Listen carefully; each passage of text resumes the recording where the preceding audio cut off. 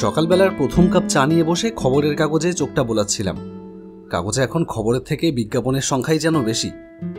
মাঝে মাঝে মনে হয় যেন বিজ্ঞাপন পড়তে বসেছি, তার মধ্যে টুকরো টুকরো খবরও রয়েছে। এর মধ্যে ফোনটা বেজে উঠল। ট্রু কলারে দেখলাম কি এক ফার্মেসির নাম দেখাচ্ছে। ডাক্তারি পাশ করে সরকারি হাসপাতালে জয়েন করার পর থেকে এই হয়েছে এক মুশকিল। হ্যালো। হ্যালো, আমি ডাক্তার সোমনাথ রায়চৌধুরীর সাথে কথা বলছি। হ্যাঁ বলছি, বলুন।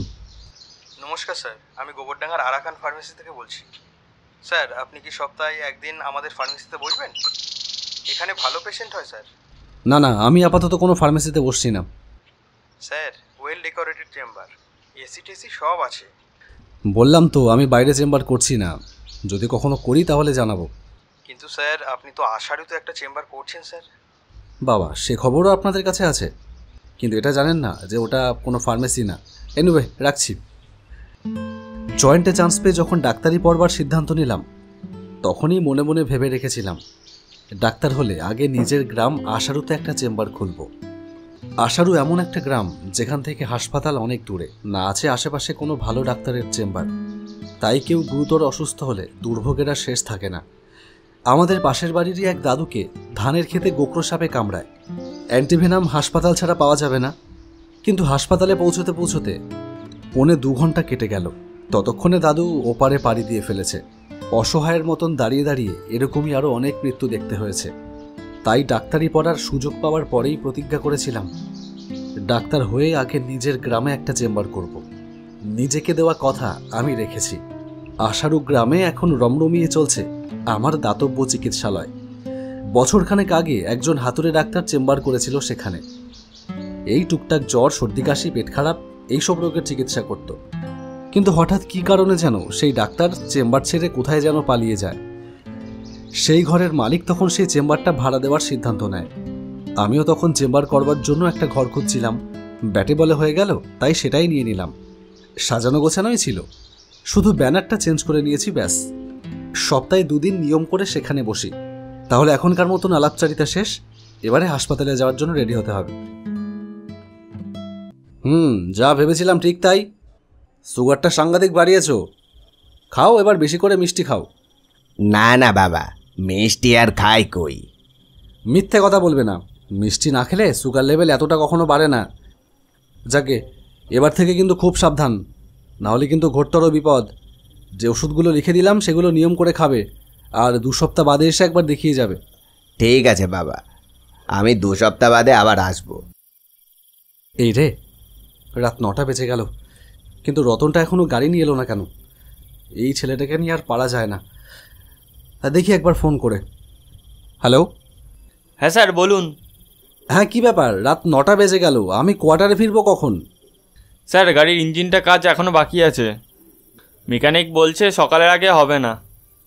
আমি আমার বাইকটা নিয়ে আপনাকে নিয়ে আসবো? না থাক, আমি তাহলে আজ রাতটা এখানেই থেকে যাই। তুই গাড়ি সারিয়ে কাল সকালে এসে আমাকে নিয়ে যাস। স্যার, কাল হাসপাতাল যাবেন না? হ্যাঁ যাবো, বেলা করে। কাল আমার আউটডোর নেই। ও আচ্ছা, ঠিক আছে স্যার। বাবাকে তাহলে একটা ফোন করে বলে দিই যে আমি যাচ্ছি। হ্যালো বাবা। হ্যাঁ বল। হ্যাঁ বাবা শোনো, বলছি আমি আসছি বাড়ি। আজকে রাত্রিটা এই বাড়িতেই থাকবো। এই দেখো, সেটা আগে বলতে হয় না? তোর মা তো তেমন কিছুই রান্না করেনি আজ।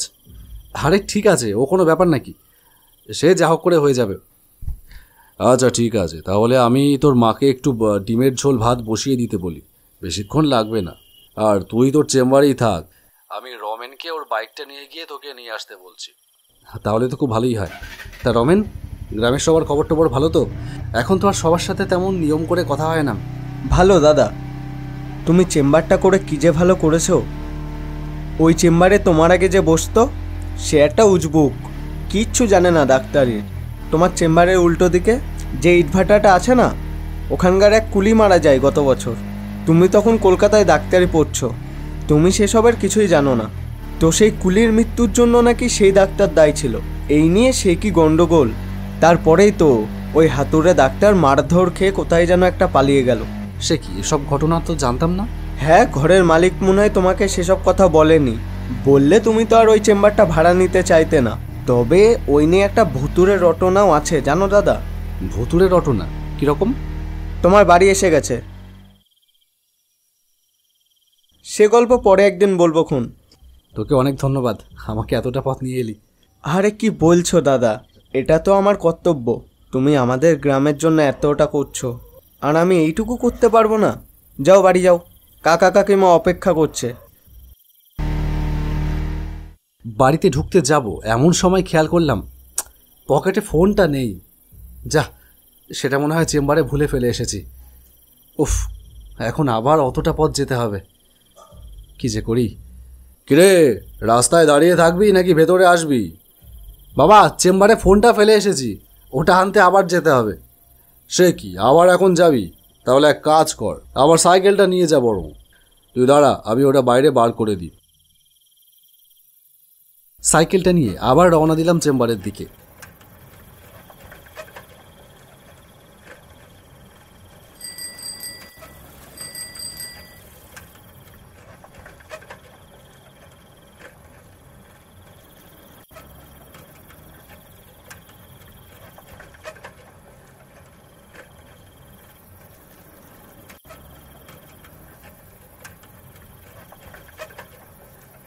সাইকেল চালানোর অভ্যেস নেই অনেক দিন, একটুখানি চালিয়েই পা ব্যথা হয়ে উঠল। আধা ঘন্টা সাইকেল চালিয়ে চেম্বারের সামনে এসে দাঁড়াতেই অবাক হয়ে গেলাম। চেম্বারের দরজা খোলা, ভেতরে আলো জ্বলছে। আশ্চর্য, আমি নিজে তালা দিয়ে বেরিয়ে আসার পর কে আমার চেম্বার খুলল? দরজার সামনে গিয়ে দাঁড়াতেই যা দেখলাম তাতেই আমার চোখ বিস্ফারিত হয়ে উঠল। বেঞ্চের ওপর শুয়ে আছে একজন লোক, তার পেটের কাছে গভীরভাবে কাটা। তার পাশেই দাঁড়িয়ে আছে একজন ডাক্তারের পোশাক পরা লোক, তার হাতে একটা রক্তমাখা ছুরি। বুঝলাম কিছু একটা গন্ডগোল ঘটছে। বেঞ্চে শুয়ে থাকা রোগী এবার গর্জন করে বলে উঠল, কে ডাক্তার? দিন দিন, আমার রক্ত বেরোনো বন্ধ করে দিন, আমাকে বাঁচিয়ে দিন ডাক্তারবাবু, আমাকে বাঁচিয়ে দিন। আমি তো চেষ্টা করছি, না পারলে আমি কি করব? নাই যদি পারেন তাহলে কেন বলেছিলেন যে আমার অপারেশন আপনিই করে দেবেন? আমি তো আপনাকে বিশ্বাস করেছিলাম। সেই ভুলের মাসুল আমাকে জীবন দিয়ে দিতে হলো। ঠিক আছে, তুমি চেঁচিও না, আমি দেখছি কি করা যায়। সেদিনও ঠিক এই একই কথাই বলেছিলেন ডাক্তার। আমার পেট কেটে নিয়ে কি যে করলেন, সেই যে আমি জ্ঞান হারালাম আর জ্ঞান ফিরল না। ভাটায় আমার 2 বছরের ছেলে, তার অসুস্থ মা না খেয়ে মরে যাচ্ছে ডাক্তারবাবু। তাদের কষ্ট আমি যা দেখতে পাচ্ছি না। আপনি দয়া করে আমাকে বাঁচিয়ে দিন ডাক্তারবাবু, দয়া করে আমাকে বাঁচিয়ে দিন। আরে ধুর বাবা, জীবন থাকলে না হয় অন্য কোনো ভাবে চেষ্টা করে দেখতাম। আগে তো আমাকে ঘাড় মটকিয়ে মারলি, আর রোজ রোজ আমাকে এইখানে এইভাবে টেনে আনিস। কেন বুঝিস না বলতো? একবার মরে গেলে আর বেঁচে ওঠা যায় না। তাহলে কেন মেরেছিলি আমায়? তুই হাতুড়ে ডাক্তার, জ্বর সর্দি কাশি সারাস। কে তোকে অপারেশন করতে বলেছিল? কে বলেছিল? দাঁড়া, ব্যবস্থা মনে হয় একটা হয়েছে। ওই দেখ, সরকারি হাসপাতালের পাশ করা ডাক্তার, ও তোকে বাঁচিয়ে দিতে পারে। যা যা যা, তুই ওকে গিয়ে ধর, যা। কই দেখি। বুঝলাম এখানে আর এক মুহূর্ত দাঁড়িয়ে থাকলে কি ভয়ানক বিপদ হতে পারে, তাই সময় নষ্ট না করে দিলাম দৌড়। পেছনে সেই 2 প্রেত মূর্তির সমানে চিৎকার করে চলল, দাঁড়ান ও ডাক্তারবাবু, দাঁড়ান ও ডাক্তার। অনেকটা দৌড়ে আসার পর দেখলাম উল্টো দিক থেকে একটা গাড়ির হেডলাইটের আলো। প্রাণপণে হাত নাড়ালাম, দাঁড়ান দাঁড়ান দাঁড়ান, গাড়ি থামান। কাছে আসতেই দেখলাম সেটা আমারই গাড়ি। গাড়ি থামিয়ে রতন চেঁচিয়ে বলল, স্যার কি হয়েছে? ওভাবে দৌড়চ্ছেন কেন? কোনো কথা না বলে দৌড়ে গিয়ে গাড়িতে উঠে বললাম,